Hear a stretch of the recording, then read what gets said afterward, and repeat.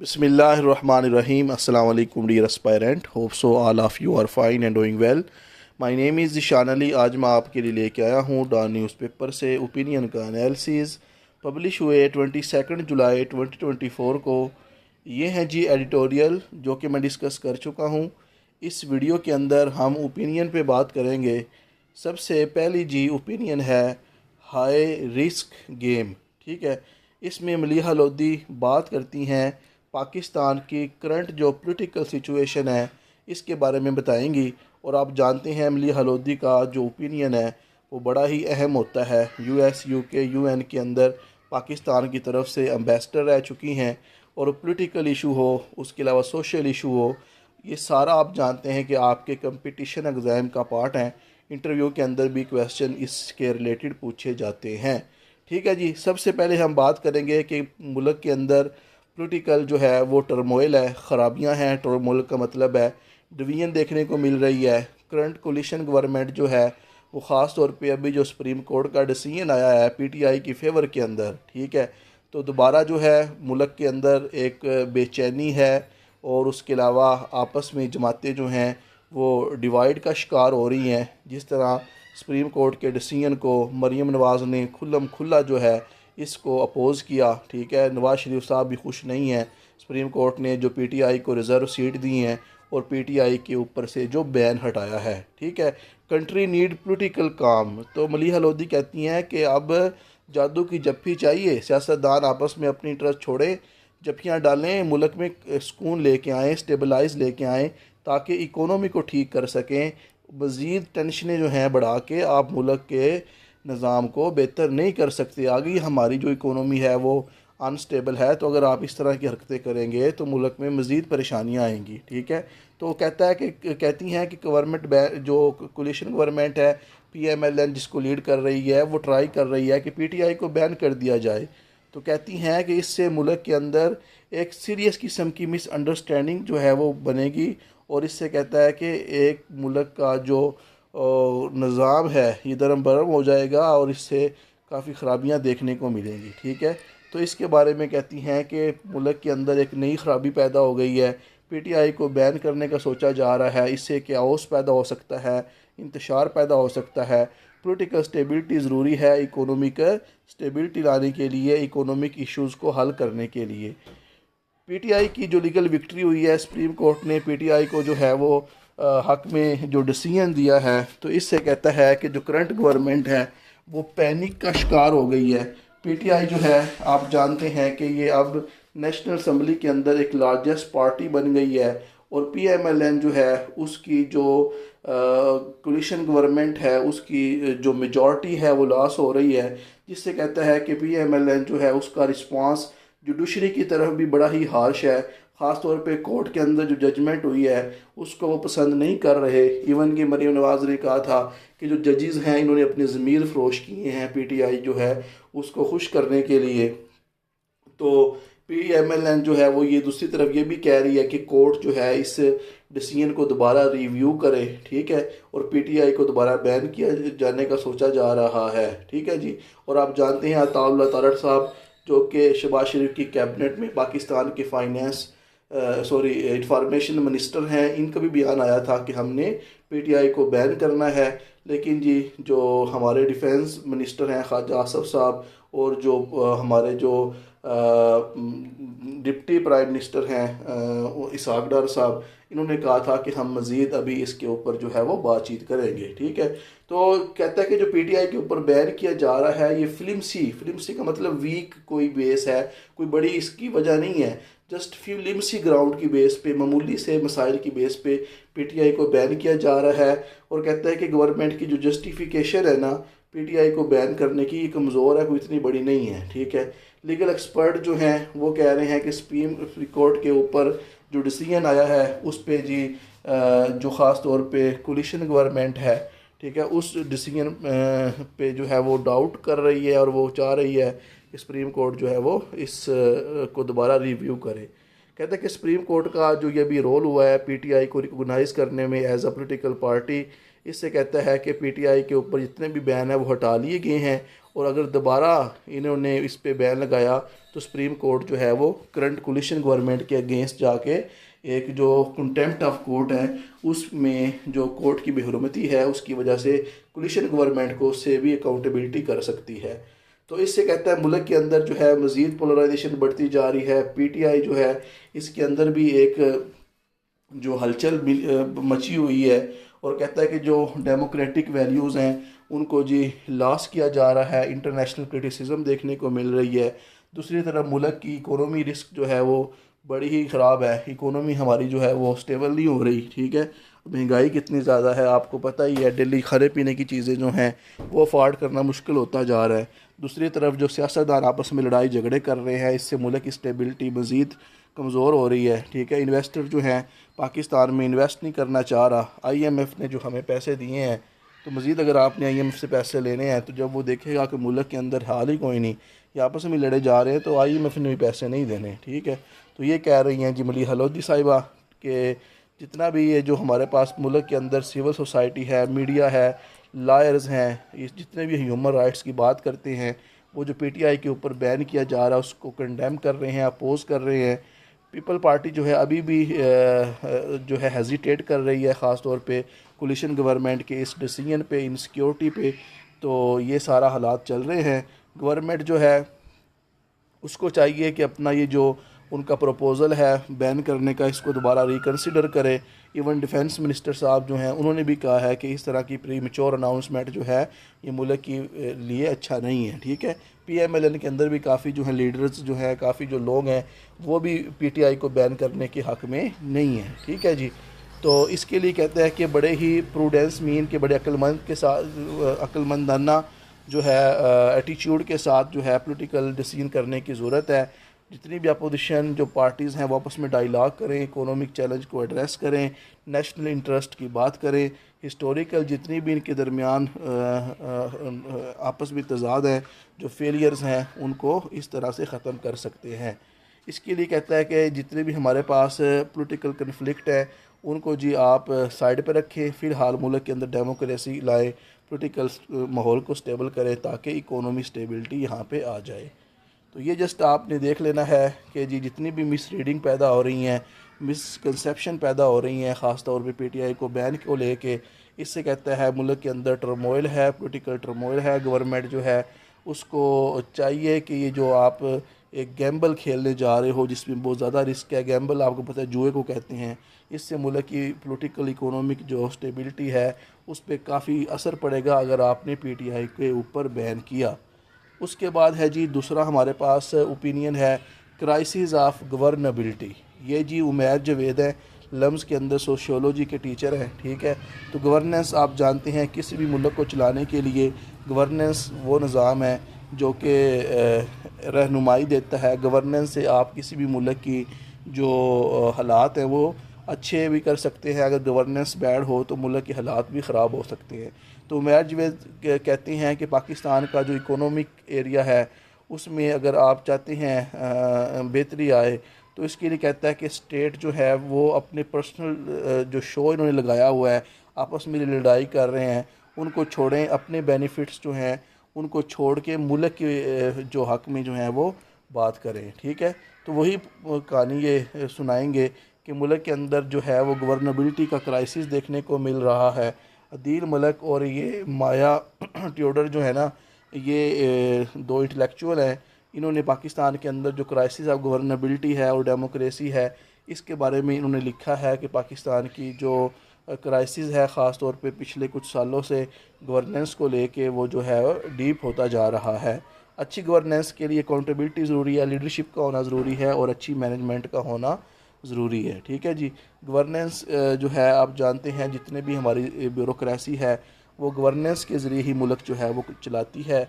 तो इसके लिए कहता है कि जो पीटीआई के मेंबर के ऊपर फोर्स किया जा रहा है, इमरान ख़ान को जेल में कैद किया गया है, 2024 में जो इलेक्शन है उस पर कंट्रोवर्सीज़ हैं, तो ये सारे इलेक्शन को सही तरह से मैनेज नहीं किया गया, तो ये सारे मसाइल आपको मुल्क में नज़र आ रहे हैं। ठीक है, करंट गवर्नमेंट जो है ये भी कहता है कि इसके ऊपर भी लोग कहते हैं कि ये जायज़ नहीं है, इन्होंने धांधली के ज़रिए हुकूमत बनाई है। ठीक है, और कहता है कि पीटीआई की पॉपुलैरिटी जो है अभी भी कहता है कि कंटिन्यू है, और मिलिट्री इस्टेब्लिशमेंट जो है उसके बारे में लोगों का जो डिस्ट्रस्ट है वो भी बढ़ता जा रहा है। तो ये सारी वो एक पॉलिटिकल हालात की बात करते हैं, साथ वो इकोनॉमी चैलेंज की बात करते हैं कि इतने जो इंडिकेटर्स हैं मुल्क के अंदर, मतलब थोड़ी सी जो पॉजिटिविटी देखने को मिली कि हमारी इन्फ्लेशन थोड़ी रिकवर हुई है और स्टॉक मार्केट थोड़ी बेहतर हुई है। वेजिस कहता है अभी भी उजरत कम हो रही है, लोगों को रोज़गार नहीं मिल रहा, ठीक है। इकोनॉमिक अपॉर्चुनिटी दिन बाय दिन ख़त्म होती जा रही है, नए टैक्स लगाए जा रहे हैं, बिजली बढ़ाई जा रही है, लोग जो हैं वो बेचैन हैं, उनकी परेशानियों में इजाफा हो रहा है, ठीक है। दूसरी तरफ कहता है कि लोगों को मैनिपुलेट किया जा रहा है, लार्ज स्केल पे जो इलेक्शन हुए हैं, ठीक है, उसके ज़रिए कहता है कि लोग जो हैं उनको मैनिपुलेट किया गया और इस गवर्नमेंट से कहता है कि मज़ीद कोई बेनिफिट देखने को नहीं मिल रहे, ठीक है। पीटीआई का शो देख सकते हो। ओवरऑल आपको ये जो भी मैंने करंट मलिहा लोधी साहब का ओपिनियन में बताया ना कि जो मुल्क में सूरत हाल है इकोनॉमी की और उसके अलावा पॉलिटिकल इशू, ये सारे वो बात करते हैं कि मुशर्रफ साहब जो हैं उनके दौर के अंदर भी जब उन्होंने मार्शल लॉ लगाया था, ठीक है, तो मुल्क के अंदर इकोनॉमी थोड़ी फॉल्ट कर रही थी, ठीक है, फूड एनर्जी क्राइसिस पैदा हो गया था, जुडिशरी एक्टिविज़म देखने को मिल रही थी। तो कहता है मुल्क के अंदर दोबारा उसी तरह के हालात जो हैं वो पैदा हो रहे हैं, मेन स्ट्रीम जो पॉलिटिकल पार्टीज़ हैं वो आपस में एक दूसरे को अपोज कर रही हैं, ठीक है, तो डिवीजन देखने को मिल रही है। तो इनको चाहिए कि आपस में निगोशिएशन करें, अपनी जो डिवीजन है उसको ख़त्म करें, ठीक है, लेजिटिमेसी की बात करें और अकाउंटेबिलिटी की बात करें, अपनी कैपेबिलिटी बढ़ाएं, लेजिटिमेट जायज़ तरीके से मुल्क के अंदर गवर्नेंस बेहतर करें ताकि लोगों की जो सफरिंग है उनको कम किया जा सके। उसके बाद जी तीसरा हमारे पास ओपिनियन है एजुकेशन क्राइसिस। इसमें नज़ीर जो हैं ये बात करते हैं कि जी जब भी आपने किसी मुल्क की एजुकेशन को बेहतर करना है ना तो आपको चाहिए पैसा, माल। तो फाइनेंशियल सपोर्ट जो है कहता है कि जितने भी सरकारी इदारे हैं जो कोई एजुकेशन के लिए काम करते हैं तो हर सूबे को ना अपने आप पे ये लाजम कर लेना चाहिए कि उन्होंने पैसा देना है ख़ास तौर पे मुल्क के अंदर एजुकेशन को आम करने के लिए, ठीक है। तो इसके लिए कहते हैं कि एक अच्छी बात है कि हायर जो एजुकेशन है बलूचिस्तान के अंदर उसके ऊपर जो बजट है वो इंक्रीज़ कर दिया गया है। बलूचिस्तान गवर्नमेंट ने जो हायर एजुकेशन इंस्टीट्यूशन है बलूचिस्तान में उनका बजट इंक्रीज़ करके जो इशू आ रहा था, जो यूनिवर्सिटीज़ के एम्प्लॉय को सैलरी नहीं लेट मिल रही थी, तो उनका इशू हल कर दिया है। स्कॉलरशिप जो है वो प्रोग्राम लेके आए हैं। बेनज़ीर भुट्टो स्कॉलरशिप जो है ये आया है पीएचडी स्टूडेंट के लिए जो कि बलूचिस्तान से हैं। दुनिया भर में 200 जो बड़ी बड़ी यूनिवर्सिटीज़ हैं उनमें यूथ को सपोर्ट किया जाएगा फाइनेंशली ताकि वो हायर एजुकेशन के लिए बाहर जाएं। तो ये सीएम है बलूचिस्तान के बुगटी साहब जिन्होंने ये प्रोग्राम शुरू किया है। पीएचडी स्कॉलरशिप है, Benazir Bhutto fully funded program है, तो ताकि मुल्क के अंदर जो ख़ास तौर पर बलूचिस्तान है उसके अंदर एजुकेशन को बेहतर किया जा सके। अभी ज़ाहिर बात है बजट आपको पता ही है इसका भी इतना है बलूचिस्तान का, ठीक है। वैसे आप जानते हैं हमारे मुल्क में एजुकेशन और हेल्थ के लिए पैसा बहुत कम रखा जाता है, इसलिए हमारा जो ह्यूमन डेवलपमेंट इंडेक्स है वो बहुत कम है। तो ये जी हायर एजुकेशन जो इंस्टीट्यूशन है बलूचिस्तान के अंदर वहाँ पे गवर्नेंस का इशू है, मिसमैनेजमेंट का क्राइसिस है जो कि सालों से चला आ रहा है। दूसरी तरफ कहता है कि फ़ाइनेंशियल कोलैप्स है, पैसा नहीं है और लोगों के पास सलाहियत नहीं है जो अथॉरिटी वहाँ पे गवर्नेंस करती है। और कहता है कि जितने भी हमारे पास ये इदारे हैं ये एड पे रिलाई करते हैं, ग्रांट आ जाए ताकि ये अपनी जो कोशिशें हैं मुल्क को बेहतर करने के लिए जारी रखें। तो अगर कहता है कि मुल्क में आपने इन्वेस्टमेंट लेके आनी है, बेहतरी लेके आनी है, तो आप अपने ह्यूमन डेवलपमेंट को बेहतर करें, रिसर्च और एडवांसमेंट में पैसा लगाएं, ठीक है। उसके लिए तभी होगा ना जब आप एलोकेट करेंगे पैसा एजुकेशन और हेल्थ के लिए। इसके लिए कहता है कि फ़ाइनेंशियल जो प्रॉब्लम देखने को मिली एम्प्लॉय को, उन्होंने जी प्रोटेस्ट भी किए, बड़ा शोर शराबा भी हुआ, ठीक है। तो कहता है एटलीस्ट ये एक जो पॉजिटिव स्टेप लिया है इन्होंने थोड़ा सा बजट इम्प्रूव करके। तो इसके लिए कहता है कि मज़ीद अभी काम करने की ज़रूरत है, बिल्डिंग बनाने की ज़रूरत है, लॉ बनाने की ज़रूरत है ताकि क्वालिटी एजुकेशन को प्रमोट किया जा सके। और इसके लिए कहता है कि जिन स्टाफ का जो सैलरीज़ जो नहीं मिली थी उनको भी कहता है कि सैलरीज़ दी जाए ताकि वो भी अपने बढ़ चढ़ के काम करें, ठीक है। और उसके अलावा कहता है कि जो कॉन्ट्रेक्चुअल स्टाफ जो है उसको हायर किया जा रहा है, परमानेंट स्टाफ को इसलिए हायर नहीं किया जाता कि उनको सैलरी ज़्यादा देनी पड़ती है, ठीक है। इस कहता है कि इस तरह पैसे बचाए जाते हैं और उसका इफेक्ट कहता है कि फिर स्टूडेंट्स पे आता है। ठीक है, स्कॉलरशिप बहुत लिमिटेड है यूनिवर्सिटीज़ के अंदर पाकिस्तान के अंदर, और फैकल्टी के अंदर डीमोरलाइजेशन देखने को मिलती है। जब टीचरों को तनख्वाह नहीं पूरी मिलेगी तो ज़ाहिर बात है वो सही तरह से काम नहीं करेंगे। ठीक है, तो इसके लिए कहते हैं कि आप डिपार्टमेंट जितने भी कैंपस हैं जो बिला वजह आपने एक्सपेंड किए हुए हैं उनको इमर्ज करें, उनके अंदर एफिशिएंसी लेके आएँ। ठीक है, और इसके लिए कहते हैं जितने भी हायर एजुकेशन इंस्टीट्यूट हैं उनके अंदर आप जो हैं एक मैनेजमेंट सिस्टम को अच्छा करें और हर डिस्ट्रिक्ट के अंदर जो यूनिवर्सिटीज़ है उसको इस्टेब्लिश करें। ठीक है, ये जस्ट आपने देख लेना है कि ये काम ज़ाहिर बात है जितना माल होगा उतना ही आप जो है एजुकेशन को बेहतर कर सकेंगे।